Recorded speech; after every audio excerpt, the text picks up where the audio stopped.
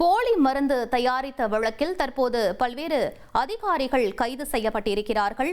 புதுச்சேரியில் போலி மருந்து தயாரித்த வழக்கில் முன்னாள் அதிகாரிகள் தற்போது கைது செய்யப்பட்டிருக்கிறார்கள். முன்னாள் IFS அதிகாரி மற்றும் GST உயர் அதிகாரி ஆகியோர் அதிரடியாக தற்போது கைது செய்யப்பட்டிருக்கிறார்கள். இதுவரை போலி மருந்து தொழிற்சாலை உரிமையாளர் உட்பட 16 பேரை CBCID போலீசார் கைது செய்துள்ள நிலையில் தற்போது பல்வேறு முக்கிய அதிகாரிகள் கைது செய்யப்பட்டிருக்கிறார்கள். அண்மை செய்தியாக பார்த்துக் கொண்டிருக்கிறோம். இது பற்றிய மேலும் விவரங்களை எமது செய்தியாளர் எழில் வழங்க கேட்கலாம். எழில், முழு விவரங்கள் என்ன பதிவு பண்ணுங்க. புதுச்சேரியில் போலி மருந்து தயாரிக்கப்படுவதாக குற்றச்சாட்டு எழுந்த நிலையில் CBCID போலீசார் புதுச்சேரியில் உள்ள பல்வேறு பகுதிகளில் ஆய்வு செய்ததில் போலி மருந்து தயாரிக்கப்பட்டது உறுதி செய்யப்பட்டது.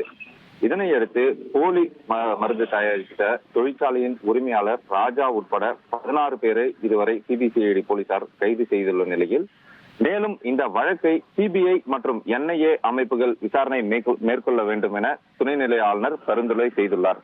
இந்த நிலையில்தான் தற்போது மேலும் 2 அதிகாரிகள் தற்போது சிறப்பு குழுவினர் கைது செய்துள்ளனர். குறிப்பாக கூற வேண்டுமென்றால் போலி மருந்து தயாரித்த விவகாரத்தில் முன்னாள் IFS அதிகாரி சத்தியமூர்த்தி மற்றும் GST உயர் அதிகாரி ஆகிய இருவரையும் இந்த சிறப்பு விசாரணை குழு போலீசார் கைது செய்து ரகசிய இடத்தில் வைத்து விசாரணை நடத்தி வருகின்றனர்.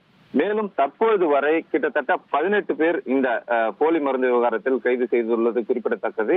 மேலும் இந்த வழக்கில் பல்வேறு அதிகாரிகள் தொடர்புடையவர்களும் அவர்கள் மேலும் கைது செய்யப்படுவார்கள் எனவும் எதிர்பார்க்கப்படுவதாக போலீஸ் வட்டாரங்கள் தகவல் தெரிவிக்கப்பட்டுள்ளது.